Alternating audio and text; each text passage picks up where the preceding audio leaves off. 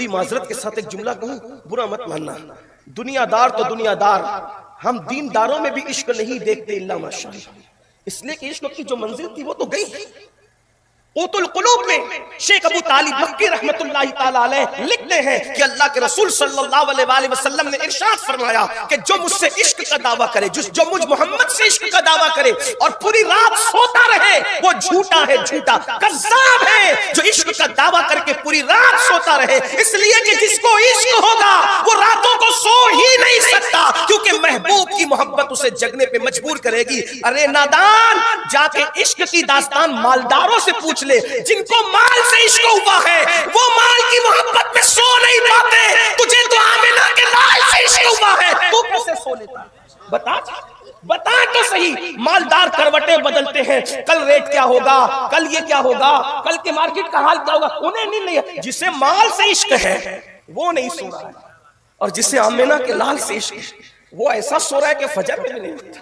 اذان ہنسنے کی بات نہیں ہے، پھر کہہ رہا ہوں یہ فلسفہ عشق ہے۔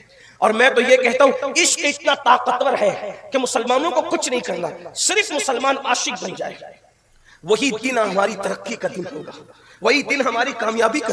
عشق میں اتنی قوت ہے کہ اقبال جیسا مفکر کہنے پہ مجبور ہے، قوت عشق سے ہر پست کو بالا کر دے۔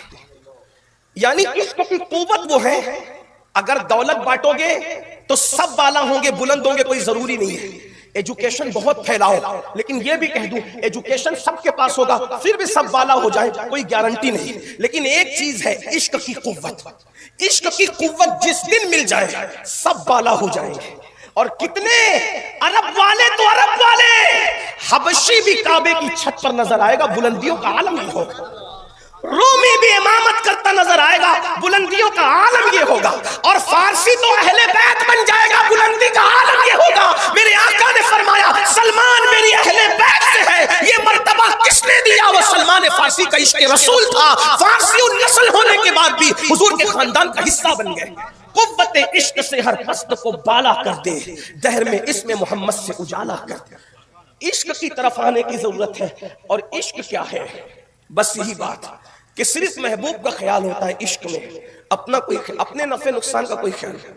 جب تک اپنا نفع نقصان تج نہیں دو گے اس وقت تک کچھ نہیں ملتا۔ میرے امام کہتے ہیں ان کے نام پاک پر سب جان و مال، ان کے نام پاک پر سب جان و مال، نج دیا سب تج دیا پھر تجھ کو کیا۔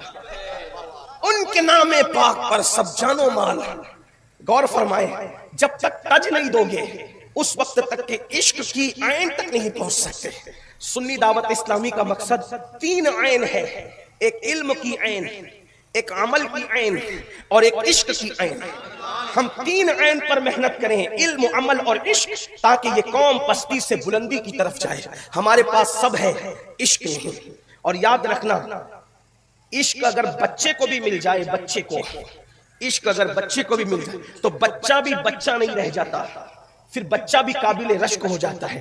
میں اپنی گفتگو سمیٹنے سے پہلے لیکن صرف اتنا عرض کروں، آج شراب نشہ ہماری قوم میں، زنا کی لعنت ہماری قوم میں، عورتوں پر پاپ کی نظریں ڈالنا ہماری قوم بہت سے جرائم میں مبتلا ہے۔ وجہ حضور سے وہ عشق نہیں کیا جو کرنا تھا، اس لیے کہ جب عشق ہوتا ہے، عشق ہوتا ہے تو آدمی کی توجہ بیوی کی طرف نہیں رہ جاتی۔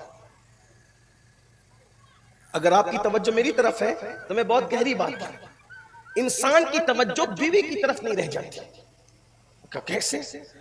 کچھ لوگ ہیں جن کو دین کے معاملے میں بڑی باتیں کرنے کا بڑا شوق ہے، مگر ان کی اوقات کچھ نہیں ہے، اس لیے کچھ بھی بکتے رہتے ہیں۔ حالانکہ دین کی سمجھ اللہ صرف انہی کو عطا کرتا ہے جن کے ساتھ اللہ بھلائی کا ارادہ کر لیتا ہے۔ دین سمجھنے کے لیے وہ نصیب چاہیے کہ اللہ نے تمہارے ساتھ بھلائی کا ارادہ کیا، تب دین کا فلسفہ سمجھ میں آئے گا، دین کی بنیادیں سمجھ میں آئے گی، دین کے راز سمجھ میں آئیں گے، دین کے اثرات سمجھ میں آئیں گے۔